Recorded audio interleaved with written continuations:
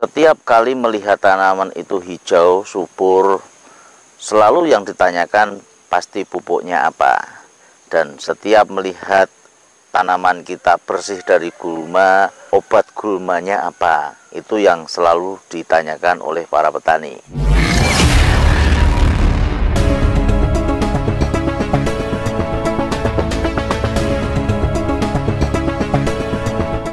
Assalamualaikum warahmatullahi wabarakatuh. Setiap melihat tanaman yang subur, yang bagus, yang luar biasa, daunnya yang tebal, yang sangat memanjakan mata, selalu yang ditanyakan oleh para petani itu ialah pupuknya apa. Nah, kita berbicara tentang masalah pupuk, sebenarnya banyak sekali para petani itu yang salah dalam mengaplikasikan. Karena apa? Pupuk sendiri terbagi menjadi dua, yakni pupuk organik dan pupuk kimia. Nah, banyak sekali untuk para petani yang saat ini itu sudah sangat dimanjakan dengan adanya pupuk kimia. Nah, pupuk kimia sendiri itu ialah pupuk instan yang secara langsung bisa dikonsumsi oleh tanaman tanpa akan ada perbaikan tanah. Karena adanya pupuk kimia yang selalu digunakan petani bertahun-tahun, nah ini akan menjadikan tanah itu tidak baik lagi atau mungkin kurang maksimal. Karena apa? Karena unsur hara yang ada di dalam tanah itu tidak berkembang. Nah, ini yang jadi permasalahan untuk para petani, sehingga tanah-tanah yang kita kerjakan, yang kita garap, yang kita tanami itu tahun demi tahun akan menurun hasilnya karena tidak ada perbaikan di dalam unsur tanah. Nah, pada prinsipnya seandainya tanah itu sudah gembur, sudah bagus, unsur haranya juga sudah ada, tanah sendiri tidak memerlukan pupuk lagi. Bisa kita tarik kesimpulan, pupuk tambahan, pupuk yang kita berikan itu pengaruhnya sangat kecil sekali terhadap tanaman jikalau unsur dari tanah itu sudah terpenuhi. Di dalam konten kita sebelumnya, unsur pengolahan lahan itu menjadi nomor satu. Di saat pengolahan lahan, mempersiapkan lahan yang kita tanami, memberikan pupuk dasar. Kalau yang namanya pupuk dasar itu harusnya ialah pupuk yang digunakan untuk membenahi tanah. Banyak sekali yang diaplikasikan oleh para petani itu pupuk dasar itu justru malah dengan pupuk kimia karena pengennya juga instan. Itu yang juga yang akan mengakibatkan masalah kesuburan tanah kita itu selalu berkurang.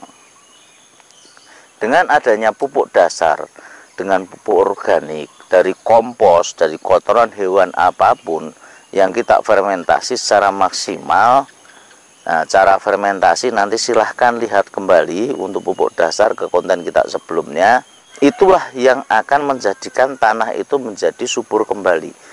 Tanah itu menjadi hidup kembali. Sehingga apabila tanaman kita masukkan, itu menghasilkan tanaman-tanaman yang nutrisinya sudah cukup. Dan tanah itu akan terbenahi dengan sendirinya karena adanya mikroorganisme yang ada di dalam tanah. Sehingga tanah itu tidak lambat laun itu akan justru mengeras, organisme di dalam tanah itu akan hilang ya, kalau kita memberikan pupuk-pupuk yang merusak tanah. Nah, untuk pembenah tanah ini kita kenal dengan adanya mikroorganisme yang ada di dalam tanah. Ada mikroorganisme itu kita bisa bikin sendiri, mikroorganisme lokal ataupun ya, orang banyak menyebut atau membeli mikroorganisme yang dijual di toko-toko E4 itu yang kita campur. Nah, itu mikroorganisme yang tidur, perlu dikasih makanan yang namanya molase ya, atau air gula. Nah, di situ supaya mereka bisa bekerja. Karena kalau mikroorganisme itu tidak dikasih makanan atau tidak dihidupkan lagi, tidak ada starternya, maka mikroorganisme itu juga akan stagnan dan mati di dalam tanah. Makanya unsur pertama yang harus kita ciptakan apabila pengen tanaman kita subur, yakni dengan adanya pengolahan lahan yang maksimal, pemberian pupuk dasar yang benar. Usahakan untuk bahan pupuk dasar itu selalu organik, organik yang dimatangkan, yang memang difermentasi dengan baik dan benar. Bisa fermentasi dengan E4 dikocori, ataupun juga bisa melakukan pembenahan tanah dengan memberikan pupuk organik cair. Nah, kalau kita semua pupuk organik cair yang kita bikin itu dari fermentasi urin kelinci. Kembali lagi, kalau teman-teman pengen membuat pupuk organik cair dari urin kelinci, silahkan simak di video kita sebelumnya. Cara bikinnya sudah kita bahas, step-stepnya, bahan-bahannya apa saja, silahkan dilihat kembali. Dan untuk teman-teman yang tidak mau repot dengan pembuatan POC urin kelinci, ya nanti bisa dipesan ya. Linknya nanti saya sertakan di deskripsi dan di komentar untuk POC urin kelinci yang harganya ini sebenarnya untuk pupuk organik. Nah, itu bisa digunakan untuk membenahi tanah sebelum tanam, ataupun ya kita aplikasikan untuk perawatan ya, penyemprotan pada daun dan juga pengocoran yang ada di tanah. Ini akan lebih baik dan kita bisa merawat tanah kontinu.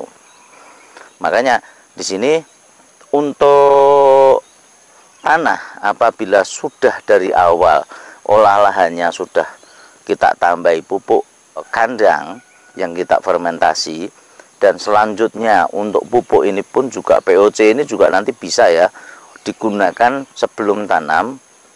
Itu disiram dulu ya, disiram dulu, disemprot dulu di lahan supaya apa, mikroorganisme itu sudah hidup di dalam tanah. Nah, setelah 1 minggu nanti baru proses penanaman.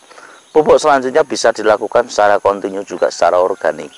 Nah, ini untuk pupuk-pupuk yang kita gunakan ya. Kita tanaman di sini saya tidak menggunakan pupuk kimia. Kita gunakan pupuk organik cair. Dari awal kita menggunakan, kita fermentasi pupuk sebelum tanam juga nanti kita kocor dulu dengan pembenah tanah ya. Semua dari POC urin kelinci. Ya, kita buat sendiri. Dan untuk teman-teman yang masih bingung, tidak mau bikin, ya silahkan nanti bisa dipesan. Linknya nanti saya sertakan di deskripsi dan di komentar. Nah, ini untuk teman-teman ya, supaya nanti paham betul bagaimana meningkatkan kesuburan tanah, dan untuk hasilnya pun juga akan meningkat dengan sendirinya. Nah, pengaruh dari pupuk-pupuk itu, pupuk-pupuk yang kita lanjutkan, kalau kita tidak memberikan pupuk dasar, pasti pengaruhnya akan sedikit.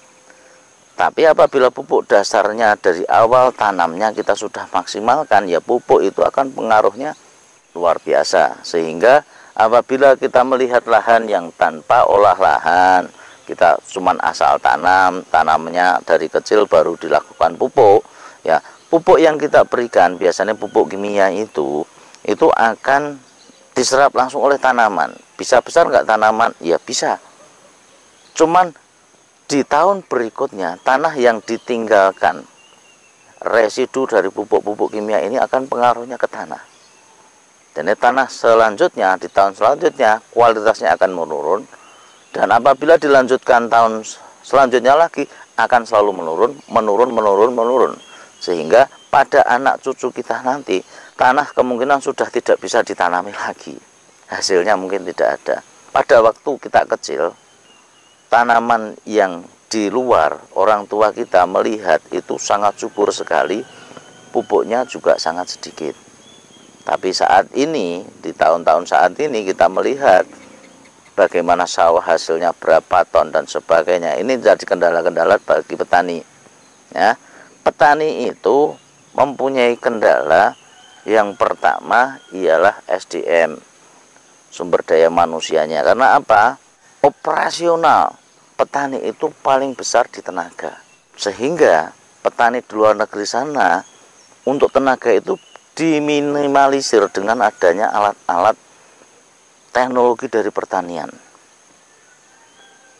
Ini yang sangat membantu bagi para petani yang di sana.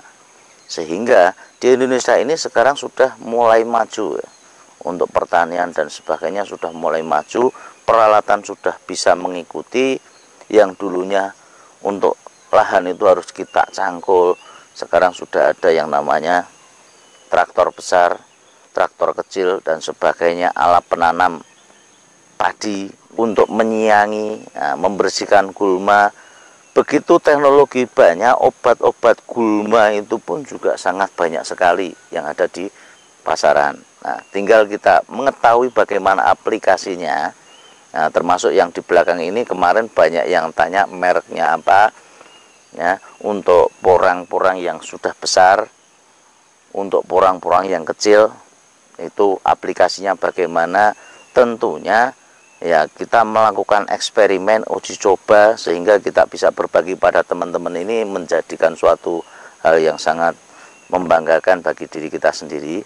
Ya, untuk tanaman-tanaman kecil, porang-porang kecil ini rata-rata nanti memang kalau kita aplikasikan sebuah herbisida, obat rumput yang tidak tepat, ini juga berpengaruh. Ya, dan ini untuk tanaman-tanaman kecil kemarin kita coba menggunakan obat rumput, ya, yang disemprot sampai daunnya juga tidak apa-apa. Nah, kita nanti linknya kita taruh juga, ya, di deskripsi dan di komentar. Dan untuk tanaman-tanaman besar, porang-porang yang sudah besar, kita aplikasikan dan ini aman juga. Kemarin nanti linknya juga kita bagikan, ya, supaya dari teman-teman petani nanti untuk operasional tenaga itu bisa meminimalisir, karena ya itu tadi biaya yang sangat besar yang diperlukan petani ialah di tenaga. Kalau tenaga itu bisa kita minimalisir, tenaga itu bisa kita pangkas, operasional kita pangkas, tentunya keuntungan-keuntungan dari petani ini akan sangat tinggi sekali. Keluhan yang selanjutnya bagi petani ialah masalah pupuk, ketersediaan pupuk dan ketergantungan dari petani itu terhadap pupuk kimia. Ini ialah suatu hal yang sangat menjerumuskan untuk para petani. Sehingga kalau petani itu bisa menggunakan pupuk organik, bisa membuat pupuk organik, dan pupuk organik itu tidak layak untuk dijual mahal. Nah, makanya di sini nanti linknya silahkan dilihat. Untuk pupuk organik kita juga jual murah, karena bahannya juga gampang, cara membuatnya juga gampang, dan petani harus bisa ini. Dan ini stop ketergantungan terhadap pupuk kimia kalau bisa. Nah, untuk pupuk kimia sendiri bisa diaplikasikan itu cuma untuk pupuk tambahan yang sangat tipis, karena untuk pupuk tambahan itu pengaruhnya pasti tidak akan besar.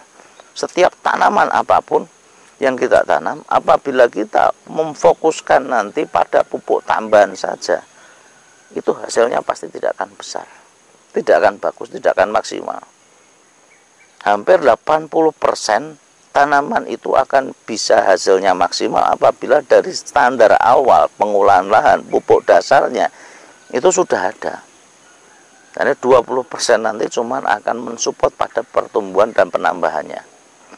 Ya, ini yang jarang sekali diketahui dari petani, ya, karena pada dasarnya yang kita terima dari orang-orang tua kita dulu, setiap tanaman ya kita tanam dulu di lahan, baru dilakukan pemupukan. Nah, ini konsepnya sudah salah. Harusnya kita waktu tidur itu diberesin dulu kasurnya, tempat tidurnya seperti apa supaya tidur kita nyenyak. Tanaman pun juga sebelum ditanam, lahan itu sudah dipersiapkan, digemburkan, nutrisinya dicukupi, pH tanahnya diangkat sehingga sudah stabil, dan tanaman begitu dimasukkan akan boom, akan tumbuh maksimal dan luar biasa. Sehingga apabila lahan kita itu sudah diolah secara maksimal, bahkan mungkin tanpa tambahan pupuk pun tanaman itu akan hasilnya luar biasa. Dan apabila perlu penambahan, bisa ditambahkan dengan pupuk organik cair lagi, ataupun ya, ditambahkan dengan pupuk kimia. Dosisnya cukup kecil, sehingga ketergantungan petani dengan adanya pupuk itu yang di luar sana selalu teriak-teriak pupuknya mahal, pupuk langka dan sebagainya, bisa kita atasi sendiri. Bahan-bahan di sekitar rumah banyak, ya, bisa kita maksimalkan. Dan setelah beberapa kali kita coba untuk membuat pupuk, ya pupuk dari fermentasi urin kelinci ini ternyata hasilnya paling maksimal. Pupuk kandang hasilnya yang paling maksimal ialah pupuk yang dari unggas. Karena kandungan NPK-nya yang komplit, yang tinggi itu ada di sana. Di fermentasi urin kelinci kandungan NPK-nya juga paling tinggi. Sehingga kalau kita sudah tahu unsur hara yang dibutuhkan oleh tanaman, kandungan apa saja yang dibutuhkan tanaman, ya kita berusaha untuk memenuhi. Dari pupuk dasar kita penuhi dan pupuk lanjutan kita penuhi juga. Teman-teman silahkan mencoba ya untuk POC. Nanti kalau yang mau bikin silahkan bikin sendiri, caranya gampang sudah kita upload. Yang mau beli nanti silahkan ya, pesan silahkan. Hindari ketergantungan terhadap pupuk kimia yang itu akan lambat laun, akan merusak tanah kalau kita berikan secara terus-menerus dan dalam jumlah yang banyak. Boleh menggunakan pupuk kimia cuman untuk penambahan. Pupuk dasarnya harus kita maksimalkan dulu. Dan apabila butuh support, butuh suplemen untuk tanaman itu, kita kasih pupuk kimia sedikit saja. Sehingga kita jauh sekali tergantung dengan adanya pupuk kimia. Dan masa depan anak cucu kita nanti itu akan terselamatkan dengan adanya tanah yang terawat. Kita merawat tanah, kita menyuburkan tanah kembali dan memaksimalkan dari hasil tanaman. Mungkin dari kita cukup itu dulu yang bisa kita sampaikan. Assalamualaikum warahmatullahi wabarakatuh.